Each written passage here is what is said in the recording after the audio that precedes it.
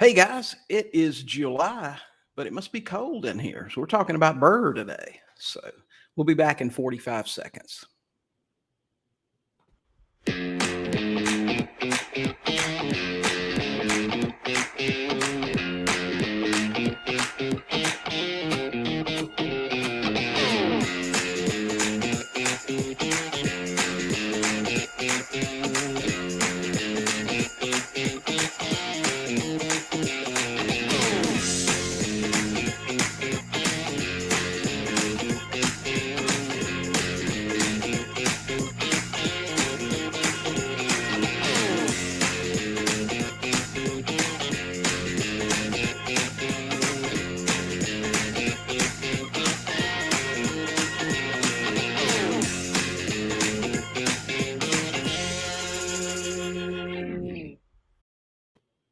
Good morning, sub tours. How are you guys doing today? Welcome to Goat Talk for July 14th.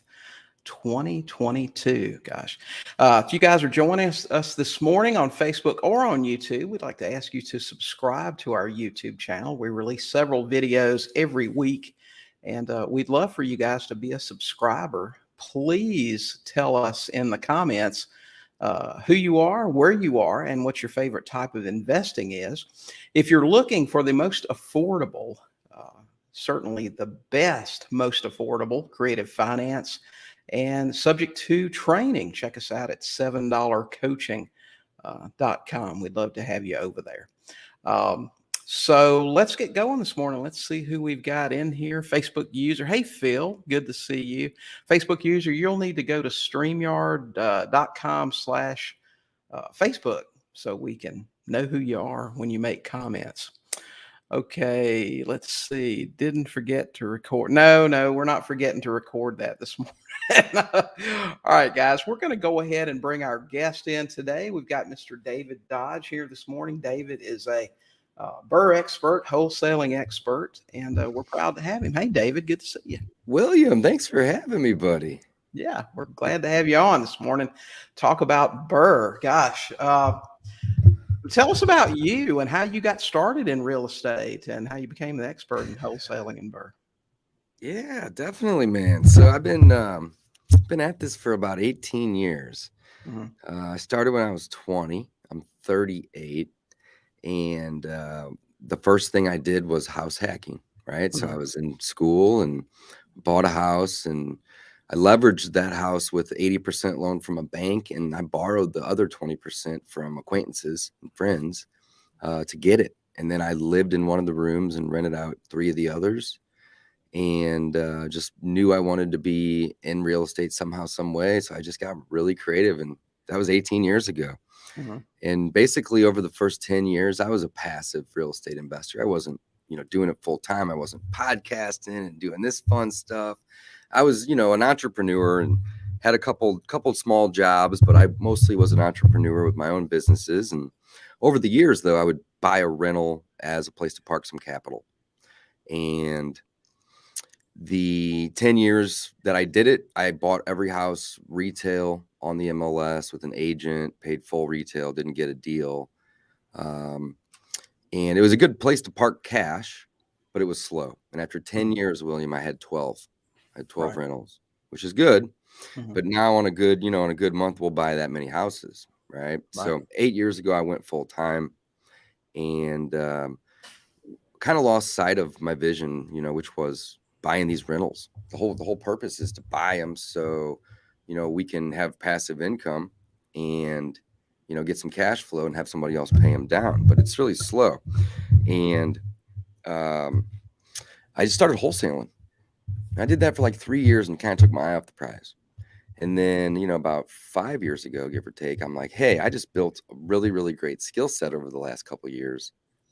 Learning how to market to find sellers and how to run appointments and how to negotiate and how to send contracts and how to hire a team to follow up on my behalf and to do deals and to make offers on my behalf, and essentially started cherry picking all the good deals, right? Spent a couple of years just wholesaling, and then I'm like, hey, this is kind of dumb to just be teeing everybody else up with these home run deals. So I'm going to start cherry picking. Well, from there, we started going back to what we did or what I did originally, which Mhm. was buy and hold, right? So Right. started adding rentals, but in the beginning, we were leaving. So the first 10 years, this was the avatar of the house I'd buy. It'd be 150,000 average price point. 20% of that is $30,000. So I'd go get a loan from the bank for 80%, which is 120. But I would need to bring 30. Well, I didn't have it on like the first 5 that I bought. I borrowed that from someone else to put down, and then I paid them back over the course of a year or two. Right. Right. That's kind of how I did it. Mhm. So once we started cherry picking our good deals, William, we were doing the Brrrr method, but we weren't really good at it. We were still leaving 15 to 20 in a deal. Same avatar house, right? Same 150,000 price point. So we just started getting good at it. I mean, I've done about 200 Brrrr deals to date, probably about 1,000 transactions, 700 plus wholesale deals. Right. And, now we're to the point where we've mastered it. And, we'll leave on average about $1,200 on a property once we refi in the end. Right. Mhm. And after a couple months cash flow, you have your money back and you have infinite returns on that from there on. Someone else is paying that property down. We're paying less taxes elsewhere because we're full time in this. And we Mhm. get depreciation on those properties. It's amazing. We do a Yeah. couple fix and flips as well on the side. But my passion is really just being the owner. It's being the landlord. Mhm. I don't manage. I have a management, several Right. companies that help me with that. And I love to help people and coach people. So again, Sure. this opportunity is great. I'm loving it. I'm glad that I Mhm. get this opportunity to be here with you and talk real estate for a Yeah. few minutes here this morning. That's really interesting listening to you talk about that, about your passion being holding the property, being a landlord. I can't think of many things that I would hate worse than being a landlord, which is just another example about how many ways you can really make money in this business. Our model has nothing to do with being a landlord. I mean, we'll buy subject to, we'll sell our financing, create a note, and we are lien lords and not landlords. So Mm-hmm. yeah, it's really interesting how you can do a ton of different things. So many different things, and there's no right or wrong way to do it in this business. It's just Right. Whatever it's you just like, you can. whatever you like. Absolutely, and Mhm. that's what I like about this business. So what you guys do is really, really fascinating to me, and I'd love to, start doing some more deals like that. We do some creative finance deals where we'll sell lease option or even sell, Mhm. and carry the note. Right. But most of what we do is just rent. Right. So, we're starting to do a little bit of everything. And, the Brrrr method is a great method. I love it. It's made me millions of dollars, right? Mhm. But with interest rates going up, it's gonna start to squeeze some of these people trying to get into it now, and Mhm. or anybody that's got a loan renewing in the next year Right. or two, right? Right. So it's Yeah. gonna it's gonna make it a little bit more difficult. I like to lead with transparency, Yeah. but I'm not gonna stop. In fact, I just put 13 units under contract yesterday, and we're Mhm. gonna use the Brrrr method on it. And the Mhm. the inventory is low right now, Mhm. Right. and rates are going Right. up, so it's going to make it a little bit more difficult, but it doesn't mean Right. we can't do it in this Right. market. I've got some questions for you getting into that with the market changing here a little bit later. Guys, if y'all have questions, make sure you get those in here. We're going to get David to answer all those for you. Hey, Tammy, good to see you. Oren, good morning. Good to see you. It's Nick Monge. All right. The killer out in Denver.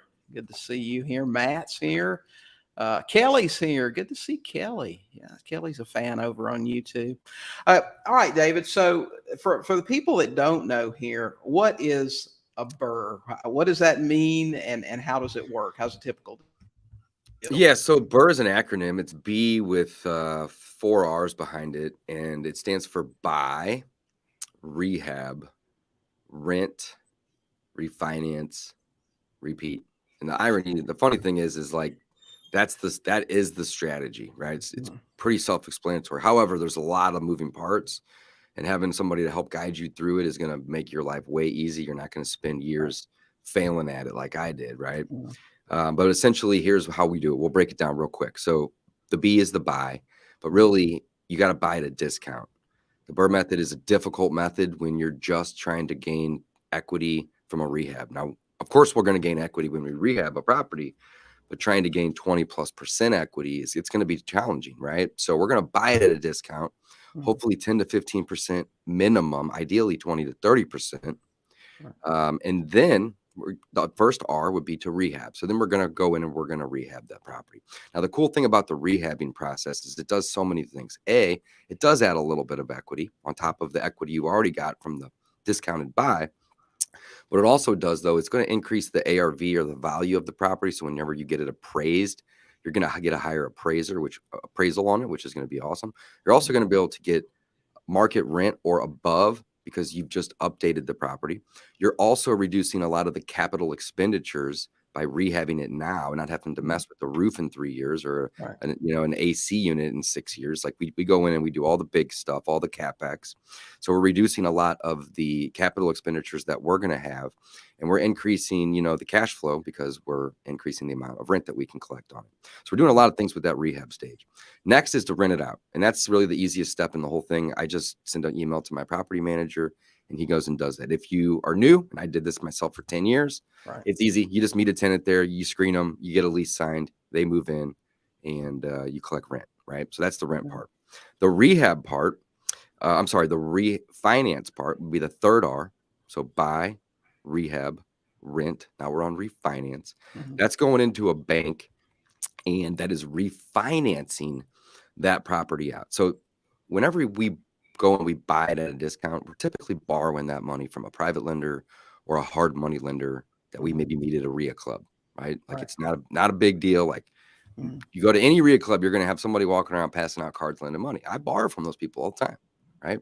So I'll borrow from them at a high interest rate, 10, 12, sometimes even 13%. And they'll give me the money to buy it and to rehab it. So I'm usually not using any of my own money, right? And I'm only going to have that loan, that short-term loan with them for, anywhere from 3 to 6 months. Typically it's going to be short. So it's not going to matter that the rate's high. It's, that's the cost of getting it. So now when I walk into the bank, I'm not asking the bank to help me buy a house. Remember when I did it wrong for 10 years? Not only was I doing it wrong by going to the MLS and paying full retail, but I was asking the bank to help me buy something. That creates a lot of new risk. Well, when you already own something and you go into a bank and you just say, hey, I want to help. I want to transfer some risk here today. I don't need to create new risk. They are going to be a lot easier to work with. And the underwriting is going to be a whole lot less. Oh, and by the way, you're presenting them with a product that's rented. So it's not a liability. It's an asset. And if it's cash flowing, they're really going to like it. Oh, and there's additional things here too. You're giving them a product that is so low risk that they're going to want to give you a loan because it's just got all the capital expenditures taken care of. So if they do have to take this back from you, you don't make payments, they foreclose, they're not going to have trouble selling this property because it's got a brand new roof, a brand new kitchen, a brand new HVAC. All of the things in it are new, and it's going to be easy for them to unload. So the risk is low, the underwriting is low, and you're not creating new risk in a sense as well because you already own it. So the refinance now is going to pay back your lender. And the way that works is the bank typically lends between 70 and 80%. Most of my loans are 80%. Few at 75, maybe one or two at 70, but talking 50 plus loans at 80%. Okay. And if I'm all in to what it appraises for at 80% or less, I don't have any money in that deal. So how do you get that equity? Well, for one, you have to buy it at a discount. Talked about that in the beginning, but let's just wrap it up with this. And then number two, you can increase that value. It's called forced appreciation by doing some rehab or, the average rehab we do is about 30 grand. Sometimes they're 40 or even 45, but mostly 30-ish. Right? Sometimes a little more, of course, but we're going in and we're doing all of the big items and we're increasing value that way. But again, the Brrrr Method is just an acronym, but it's a way, if you want my definition, it's a strategy that real estate investors use to acquire assets with little to no money very rapidly. That's the definition that I use to define the Brrrr Method. So a question I have here, and I'm sure a lot of people have, a lot of when we talk about real estate investing, creative real estate investing, wholesaling, using lease options to acquire and sell real estate, a lot of times we talk about things that where you don't have to have a lot of money or good credit. Now, this sounds like a strategy where the credit part might come into play. Oh, it does. Is that true? 100%. And I'm not going to sit here and tell you it doesn't because I would be lying to you. Absolutely. This is not a game for marketers. This is a game for investors. And there's a big difference. Now, you can turn a marketing business into a massive investment business. William, you've done it. I know other people that have done that. Lots of people, right? But most people that are just in the wholesaling game or the lease option game, they're in the marketing business. You know, I'm in the investment business. I want to pay all these houses off, and I want to die with them, which sounds crazy, and pass them on to my future children at a basis that equals the current value with zero taxes. Okay. That's the plan. And I'm going to make a lot of money in the meantime. But yes, I'm not avoiding this. Guys, you have to have credit to do this. Period. Okay. You 100% have to have credit to do this. And you have to have a little bit of capital too. You can't, like, I borrow 100% of the money that I use typically on a deal. But what happens if my rehab goes over budget 20 grand? I'm covering that. Absolutely. But by doing 200 of these, I've gotten to the point where I'm averaging $1,200 out. Now, here's the cool part. I don't want to be too optimistic, so we're going to go with a low percent here. Let's say 20% of the time. That's a good, I'm confident on that number now. Now, not 2 years ago, but now. 20% of the time when we refinance, we'll walk with 5,000 to 10,000. Over paying everybody back, over the purchase, over the rehab, over the closing costs, over the interest to the hard money lender, over all of it, right? So you can actually get paid to acquire assets, but that's where buying those deep discounts, William, really matters. Like, that's the difference between leaving $5 grand in a deal or walking with 53. I did one 3 weeks ago. We walked with 53 grand. We refinanced a commercial building.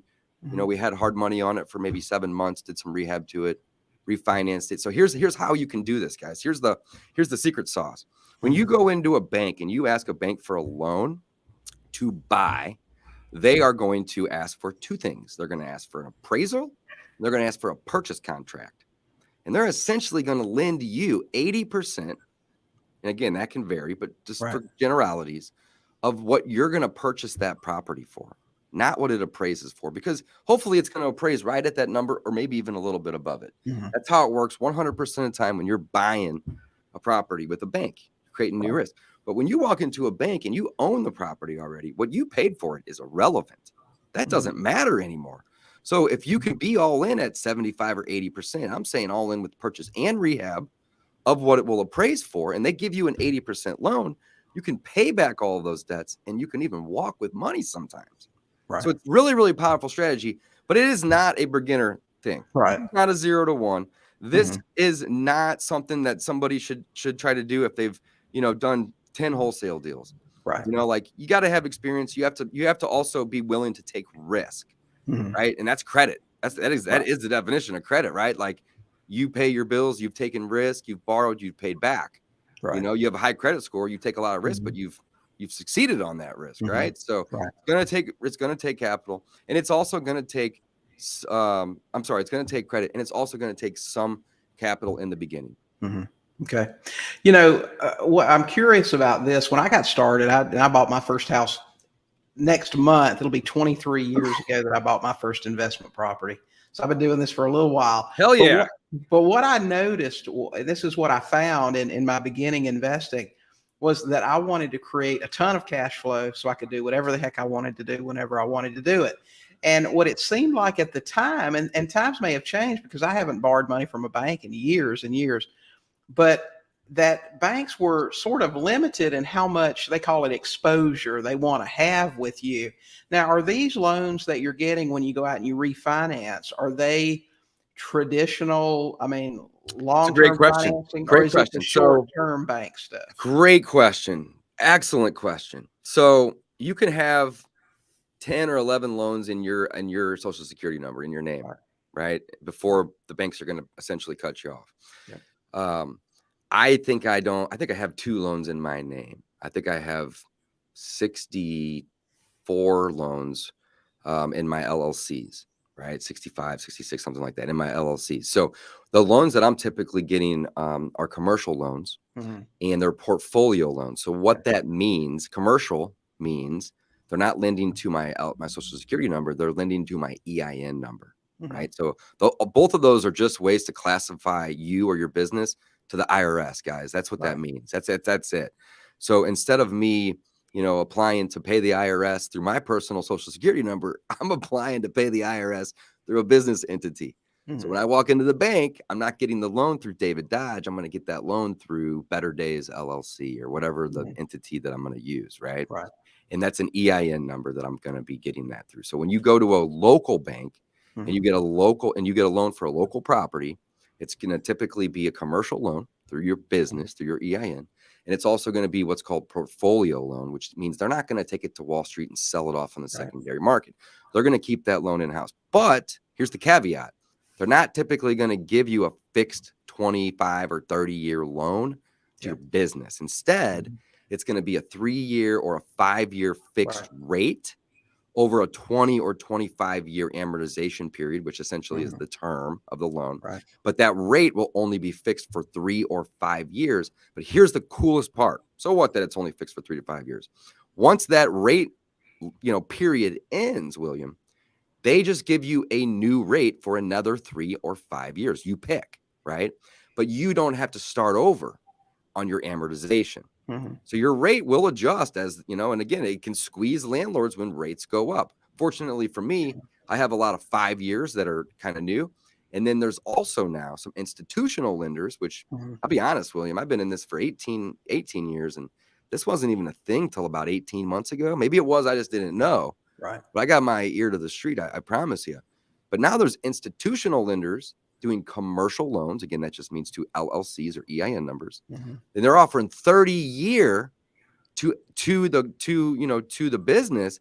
The only caveat is 2 things. Number one, they're going to charge you more money up front. Typically, it's 2 to 2.5 times the closing costs of a traditional local bank loan. And then there's also going to be prepayment penalties for 3 to 5 years. Some cases 7. Right. So they're going to make sure that they're going to, get theirs out of you as well. Yeah. But I've probably got 15 loans that are 30 years over the last 18 months because I've seen that they're printing money. I mean, this is like, you don't need to be a rocket scientist or an expert real estate professional or an economist to see when money gets printed that, there's going to be inflation trailing, I've been seeing it. I've been watching it. Look where we're at today. So I've pivoted quite a bit of my loans, over into the 30 years. Because again, I don't care about the prepayment penalties. I have a long-term mindset. I'm going to pay these off and pass them on. 3 to 5 years is nothing. That's a blink of an eye to me. Right. Well, you've certainly got to consider those things. And in the interest of transparency, which these guys that follow me know, I always talk about the good and the bad. Because, a lot of people don't want to talk about the bad stuff. That doesn't sell courses when you talk about, well, all this stuff could happen to you, people. Yeah, absolutely. But, and like I said, it's been 15 years since I've done rehabs. I did something similar to this. We didn't have the term BRRRR back then, that's pretty new. But we'd go out and buy cheap houses and fix them up and turn them into Section 8 rentals or things like that, and go out and go to the local banks and refinance them. And they would give you those 3 to 5 year. And then, of course, you're absolutely right. At the end of that term, everything's still good. You've been paying. They start you over again at maybe a different rate if the interest rates have gone up or what have you. But, Dave Ramsey talks about that all the time, that's what took him down back in the 80s or whenever it was that he lost everything, that he had all of these loans with small local banks and everything went to heck. And they said, we want our money. And he didn't have it and couldn't get it. And and there is a risk there. There absolutely is a risk there. And, so I would say that there's 3 things that you really need to be successful in this business. We talked about 2. Number 1 was the credit. Number 2 is some capital. You don't need a ton, but you need some. And number 3 is you need good relationships with your bankers. You need to really, really, really build those relationships with your bankers. Reason being is they can lay the hammer down and destroy you, or they can work with you. If they need the money, they need the money. I get it. It's tough, right? But they don't have to come after everything I have if I'm friends with them and we can work something out. You know what I'm saying? So I always have had that mindset, and I always try to have the highest level of integrity that I can in every aspect of my life. But I'm very transparent with my bankers, and I maintain great relationships with my lenders, just so that there is, to try to prevent that from happening. Now, just because I have a great relationship doesn't mean they're not going to squeeze me if they get squeezed themselves. That's business. I get it. But at least they're going to give me some heads up. You know what I'm saying? So, yeah, absolutely. But here's the thing. You got to take risks. Mhm. And, we operate everything through entities. And, there are personal guarantees, of course. Mhm. But we're paying down our properties very rapidly. Right. And, just because we're getting 80% loans on a lot of these when we're buying them doesn't mean that, that's the leverage we have today. I'd say the average loan to value is probably somewhere around 65%.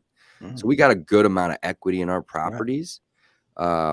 Can leverage burn you guys? I'm not here to tell you that you're Mhm. not going to ever have a problem. Yes, Right. it can. It happened to Dave Ramsey. It happened to 40 of my friends, and William, I'm sure you Mhm. probably know 100 other people too, right? Yep. People make stupid decisions, and the economy can also, Mhm. really take a For turn. sure.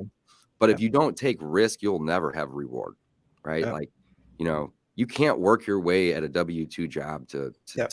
40 million bucks. That's for I sure. mean, you just That's can't for do sure. it, right? So Yep. to me, I'd rather go broke, William. I'm gonna be honest with you. I'm 38. I got a lot of life left, bro. Mhm. I'd rather go broke and then have that second chance at getting to 40 than not ever having that chance. Yeah, You for see what I'm sure. saying? Yep. So, Yeah, I agree. It's I mean, the you're most you're not. valuable resource we have is our resourcefulness. If you just Mhm. think about that for a second, Right. so it's like if I can get myself into a mess where I owe somebody 15, 18, I think I owe the banks like 15, 16 million. Mhm. That's cool, right? Right. If I can't pay it back, well, we're going to have to start over. Like I'm going to do everything in my power to not let that happen. Right. But like that, getting into, that's not a mess. That's cool. That's an investment. But Mhm. getting into that mess where somebody may say, like, I have the resourcefulness to do it again. Mhm. So For that in sure. itself is a skill. And I'm not trying to toot my own horn. I'm just saying, like, Right. there's a difference between people that, live a normal life, and then there's people that live an extraordinary life. And That's for you you sure. you can pick. That's the cool part. You can Right. pick the difference. It's just how much risk are you willing to take, Mhm. and how hard are Yep. you willing to work, and how many Right. times are you willing to skin your knee Mhm. For and keep sure. going. But you can always take the approach too Donald Trump said. He said, "Well, when I went bankrupt, I owed the bank too much money. They couldn't foreclose on me. They had to work with me. So just borrow as much as you can, I suppose." Hey, let's see. We got Pros and Jen. cons, man. Pros and cons. Yeah, Jen and Brad, Joaquin, good to see you. Let's see. We got a question from Phil. Are you using DSCR loans for your refinance? I don't even know what DSCR loans, what that even means. Tell us what that is, Phil. I'm not. Matt said, "What is your strategy to raise money, or do you use more hard money?" I Great guess for the. question. So both. We use a lot of private money at this point, Mhm. which essentially is hard money lenders that I've made really good friends with that no longer vet my deals really crazy. They're just friends and they know I don't Mhm.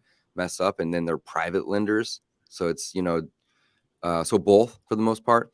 I have met 100% of my lenders at RIA clubs, Mhm. literally 100% of them at RIA clubs. We've also just started 2 small funds. They're empty, but we just got the funds set up and all the documentation. So we're going to be raising our own money for our business as well and for bigger deals.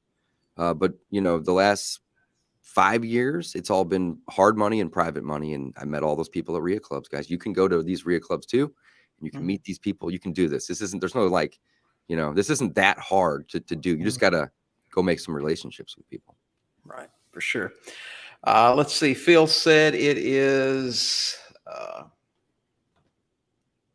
debt service service. covers ratio. So that's a good that's a good question. The bankers might use that, but they're Mhm. not asking me to provide that to them. What they ask me to provide to them is a low risk home that's rented and cash flowing at the end of the day. So again, there's an underwriting process. This is an excellent question, but here's the lesson. You don't need to be an expert at all this stuff. Let the bank help you with this, right? Whenever I go to get a loan from them, I already own the loan or already own the home. So the deed's in my name or my Mhm. business's name, of course. And it's already been rehabbed and it's already been rented. I don't jump the gun. I wait till all that stuff's done. It usually takes 4 or 5 months. It's Right. not a quick process either, but it's a great way to acquire assets. Mhm. And When I go to the bank, I'm going to, they always send out an appraiser because they want to, that's how they're going to determine what they're going to loan me. Sometimes they may not like the neighborhood and they clip me down to 75% versus 80. I've even had a couple go down to 70%, right? But usually in those neighborhoods that they don't like, I'm usually getting them at 50 cents on the dollar. So it doesn't matter. Right. So what I do is I then email my banker with the address, the lease that was signed, the rent roll, if it's brand new. And then we'll even include, the deposit of their first month's rent and just deposit, of course, right? Show them we've collected the money, and then just let them know when they want to send the appraiser out. And then I'll usually also add like a link to Google Drive or Dropbox with 40, 50 pictures of the before and the after. They don't even ask for this, but I'd show them, hey, this is what it was when I bought it. Here's where it's at now, because when they see the before and afters, it gives them a sense of that I take pride in my work and that I don't cut corners. Like the plumbing stack was replaced. The kitchen was replaced. The roof was replaced. We may have done some wiring. Maybe the sewer lateral needed to get dug up. Like tons of, stuff that we're doing to these properties. It's not just painting carpet and windows. It's usually like we're going in and we're reducing all the capital expenditures. And then the bank will send out an appraiser to determine what the value of that property is. And, 90+% of the time, they're going to lend 80% of what it appraises for. Right. And, the banks don't like doing cash out refis. And that's even more reason to not use any of your own money. Because let's say you borrow money from somebody to buy the property, but then you put 30 grand of your money into rehabbing it. And then at refi, the payoffs come from, your lender plus you. They're like, whoa, what's going on? Why are we giving you 30 grand? They don't like that. But if I can borrow all of it, they don't care. Right. It doesn't make any sense, does it? Not really, but that's just the way they think. So it's better to always borrow it. And here's the cool thing, William. If I get a really, really good deal, I'll over borrow by 15 or 20 grand. Isn't that a cash out refi in the end? I'm just getting paid in the beginning. Exactly. Whoa.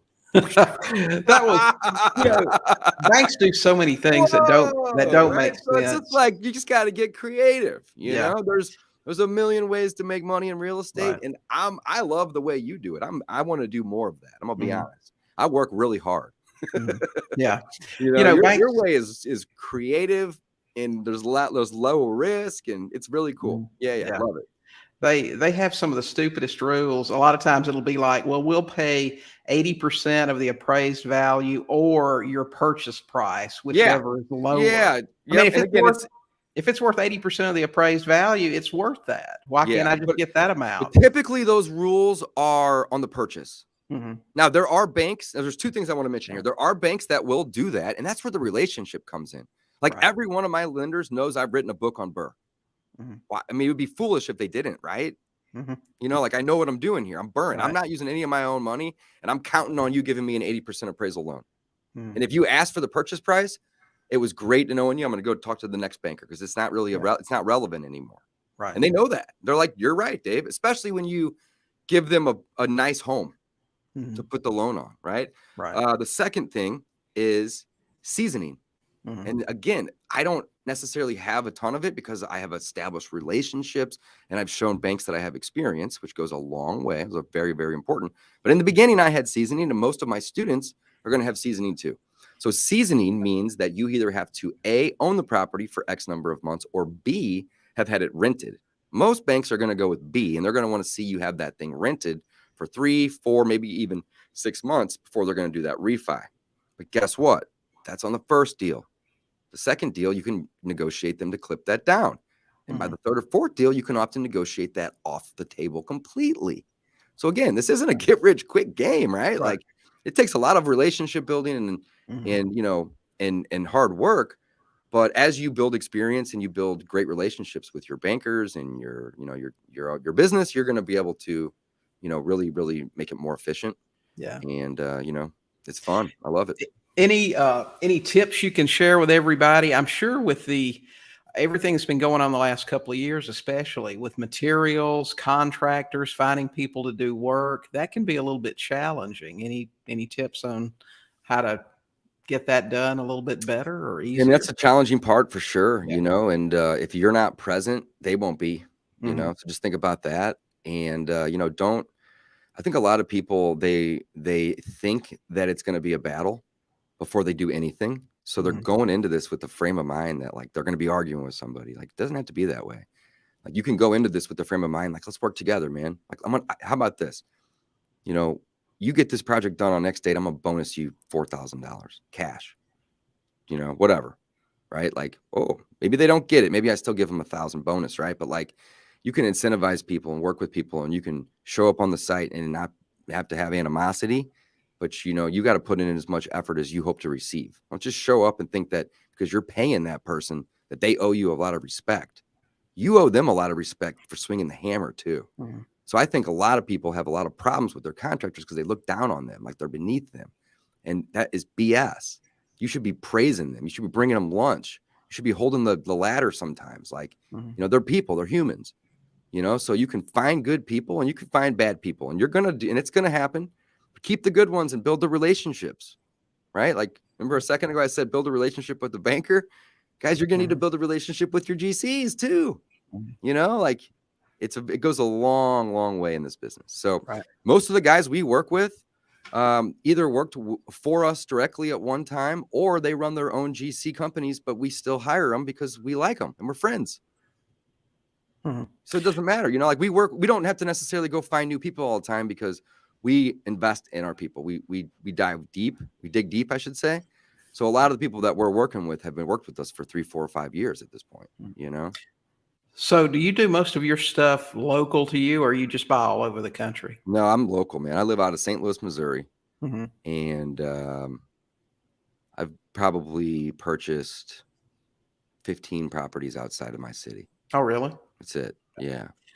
So what are you guys doing for leads right now? Everybody's fussing about leads. Oh, they're hard to find. You can't get any deals and all that sort of thing. What's the best lead source you guys I are love it when people say that. So here's the thing. This is what I try to teach my students, like within the first hour of the first day. Mhm. This is a marketing business before it's an investing business.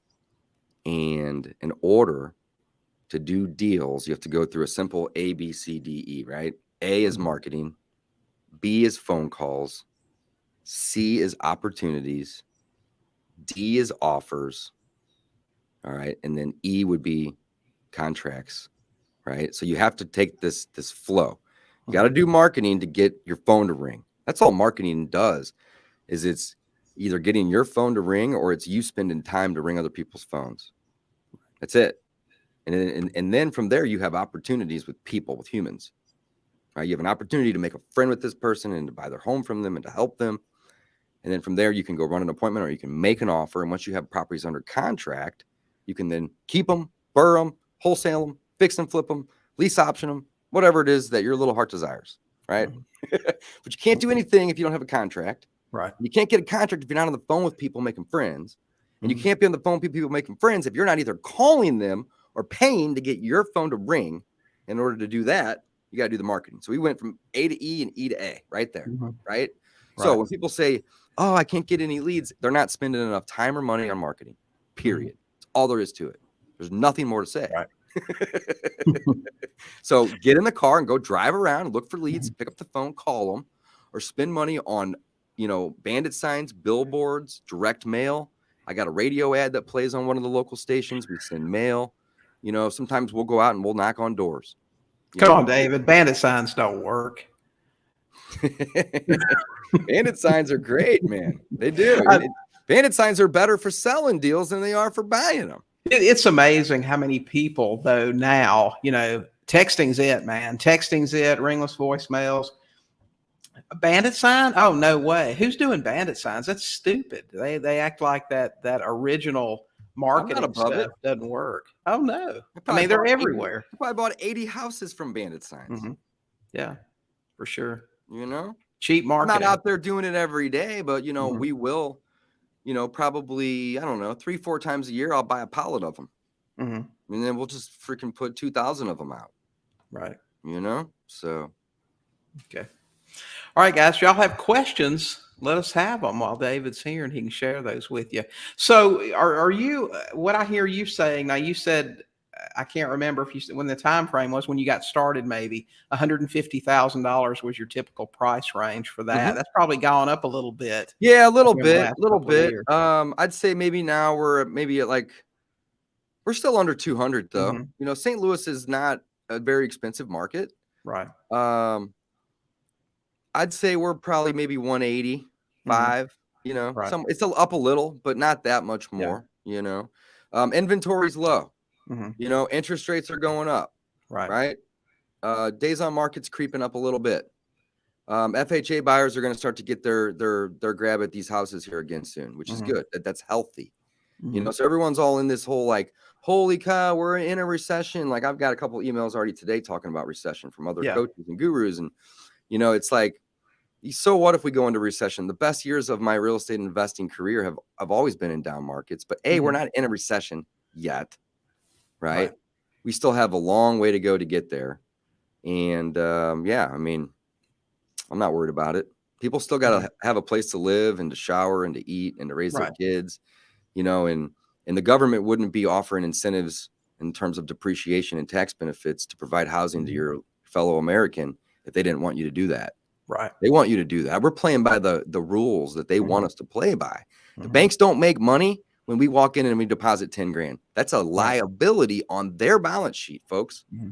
They owe you 10 grand. Hmm. They make money when they lend it to me Right. and the other investors that are borrowing it.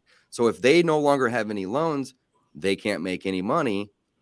I mean, you know, of course they can squeeze you, William. I'm not acting like that's not a possibility, Hmm. but like look at the macroeconomics of, you know, how this all works. Yeah. You know, like all these pieces are very, very important. Yeah. Do most of are your rentals mostly or are totally just regular for rent sign in the yard, or do you do any We government never put a programs sign in like the yard, Section not 8? never, because that's a target. People can Hmm. move in, they can go Right. squat, they can do some bad things in there that you don't want them Right. doing there, right? So we Hmm. never use rent signs.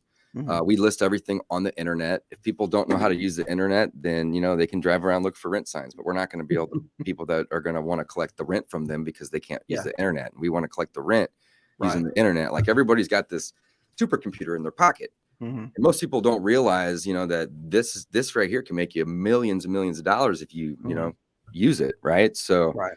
um, you know, we just list everything on. I think we use Buildium, Hmm. and Buildium has ways to syndicate to 30 different websites, and then everybody is instructed from there, you know, on how to apply. So Hmm. yeah, it's all online. Right. So do you just rent to I mean, just to, like if I were looking for a house to rent, that's how you rent it, or do you use the Section 8 program at all? We have some Section 8. Hmm. I'm not a huge fan, not because I don't like Section 8. I really Hmm. do actually like to be able to provide the housing to people. It makes me Right. feel good at night. It truly does. However, the city Section 8 and the county Section 8 government is Hmm. ran awfully. And when Right. I buy a new property that's Section 8 already, sometimes it can take 6-7 months to transfer the payments. And that burns when I'm paying Hmm. mortgages for 6-7 months. Sure. That's post refi, by the way. Hmm. So, I mean, there could be a lot of, cost in the interim too, or some. So, I try to avoid buying them, Hmm. but I probably have, 10, 12 of them at the current time, Yeah. a decent amount. We're starting to get into some furnished finder Hmm. properties, which is 30+ day rentals. It's the corporate Right. rental. It's the Right. traveling nurse rental. Hmm. I've had some Airbnbs in the past, but um, St. Louis is not Airbnb friendly, Right. and they raise your taxes like 300%, Wow. and it just doesn't make sense to do it here. Um, I'm looking to do some, in some fun places, like beach and mountain type Hmm. thing, of course, but, mostly just long-term rentals for the most Gotcha. part. Yeah. Okay. 62 single family homes right now, and then another 35 apartment units. We got 13 more under contract as of today. So we'll be over 100 by, middle of August. Hmm. Okay. Had a question, personal guarantee on LLC borrowing? Absolutely. Yep. Absolutely. Now, Okay. here's the cool thing. After you own a property for 1 to 2 years, it's relatively easy to get a non-recourse loan. Hmm. But you're not going to typically get that in the beginning. So the cool thing Hmm. is as my portfolio matures, at the 3 or the 5 year mark on Right. maybe a loan renew, and I can then make the decision, hey, do I want to renew and keep my amortization, or do I want to take this to a non-recourse lender? And we have some, Right. but in the beginning, yeah, you're going to have to put some skin in the game for the lenders to want to lend to you. Right. But again, that's where the relationship comes in. Like, I'm confident that if the market fell apart and my bank was like, hey, we got to call all these loans due, A, they would give me a massive warning, and B, they would work with me the entire time because I've always been over the top. We have an amazing relationship. I'm not saying it's not going to not happen. Hopefully it doesn't. Right. But again, it's a relationship business, guys. This is a human to human business. It's people. I'm curious about something, and you probably know the answer to this. Something I've noticed in the last year, driving around, there seem to be subdivisions that'll have big signs out front, brand new rental homes. They're Like building an to entire rent. subdivision. Building to rent. And now there are all these commercials on TV about rent a home from, and I can't even remember the name of the company, something rentals. And I went to their website the other day, and they've got a United States map, and they're concentrated in the hot areas, Colorado, Arizona, California, Florida. And they've got hundreds and hundreds of houses for rent, and they've got the prices, and they've got all these vans with their name on them that do the maintenance twice a year. And it's like a machine. And it sounds like that would be a big competitor for you. They probably pay more for those houses. And that's, if you're a Brrrr investor, that might be, something to watch for. Yeah, I don't look at you're not wrong. I don't really look at anybody in my market as a competitor. I look at them as a strategic partner. They can sell me deals, I can sell them deals. Right. When it comes to finding tenants, that's not typically an issue. We're typically renting a property in 4 days or less. Right. No, I mean more competitors for the houses. They're buying these things up somehow. Are they? Yeah, you're not wrong. They are. Yeah. And now when you're referring to them building neighborhoods to rent, that's different because they're building them. There's not competition there, but they are still buying houses in the same neighborhoods I am as Right. well. But here's the thing: as the interest rates go up, we've seen a really interesting thing recently, and that is that the interest rates that these hedge funds are receiving on their real estate is very low. They're coming in and they're overpaying, and they're very competitive, and they're buying at a low cap rate. And the bond yield has gone up dramatically with inflation as well. And the bond yield actually just surpassed the average cap rate from a hedge fund. So they're slowing and pausing a lot of their buying right now. Some of them are even selling because they can take their capital, their billions of dollars, and they can shift it out of a business that has 30 moving parts into a stock that's got 3 symbols. Right.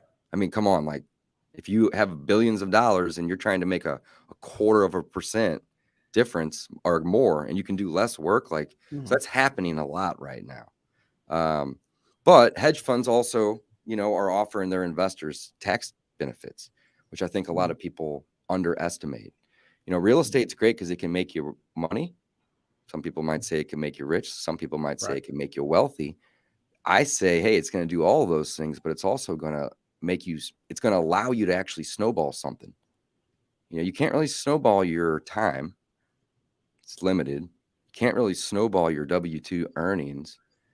Maybe double it, but you can't snowball it typically.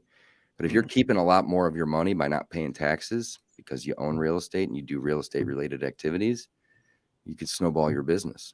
So it's awesome. I love it. So here's the thing, William, so happy that you had me today. And I'm grateful to have this opportunity to provide value.